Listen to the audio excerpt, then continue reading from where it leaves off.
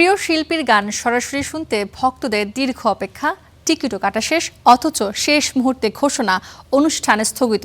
এমন ঘটনা এখন নিয়মিতই ঘটছে, যার শেষ নজির অনুপম রায়। গত এক বছরে বিদেশি শিল্পীদের চূড়ান্ত কনসার্ট একের পর এক বাতিল হয়েছে ভৌতিক কারণে। তাই প্রশ্ন উঠছে, দেশের মাটিতে কেন বারবার থমকে যাচ্ছে আন্তর্জাতিক শিল্পীদের কনসার্ট? মিলন হবে কত দিনে। কনসার্টের টিকিট কাটা, দিন গোনা, প্রিয় শিল্পীকে এক নজর দেখার অপেক্ষা, সবই যেন এখন অনিশ্চয়তার গল্প। গত এক বছরে একের পর এক বিদেশি শিল্পীর কনসার্ট স্থগিত হওয়ায় হতাশ সঙ্গীতপ্রেমীরা। আমি আবার ক্লান্ত পথচারী।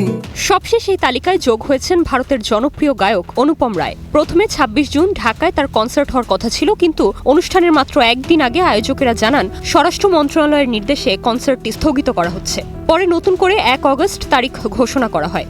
নতুন টিকিট বিক্রিও শুরু হয়।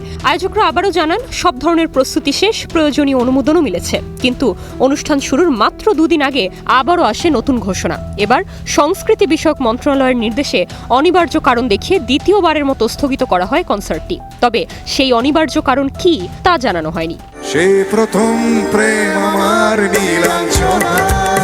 আর এই ঘটনাই প্রথম নয়। ২০২৪ সালে দেশের অস্থিতিশীল পরিস্থিতি ও কারফিউয়ের কারণে স্থগিত হয়েছিল ভারতের কিংবদন্তি শিল্পী নচিকেতা চক্রবর্তীর ঢাকা কনসার্ট। এরপর ২০২৫ সালে শুরু হয় একের পর এক অনিশ্চয়তা। পাকিস্তানের কিংবদন্তি রক শিল্পী আলী আজমতের কনসার্ট অনুষ্ঠিত হওয়ার দিন পিছিয়ে যায়। স্থগিত হয় পাকিস্তানের ব্যান্ড জালের কনসার্টও।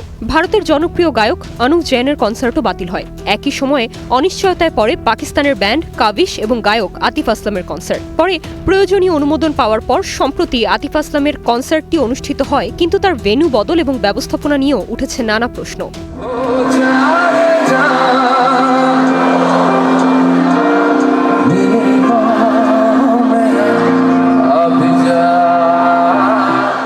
সরকারের পক্ষ থেকে বিদেশি শিল্পীদের কনসার্টে কোনো নিষেধাজ্ঞার কথা কখনো বলা হয়নি, কিন্তু একের পর এক একই ধরনের ঘটনা ঘটায় এখন প্রশ্ন তুলছেন সঙ্গীতপ্রেমী, আয়োজক, এমনকি শিল্পীরাও। বারবার শেষ মুহূর্তে এ ধরনের পরিকল্পনা যদি থেমে যায়, তাহলে আন্তর্জাতিক শিল্পীদের কাছে বাংলাদেশ কতটা নির্ভরযোগ্য থাকবে সেই প্রশ্নই ক্রমশ বড় হয়ে উঠছে।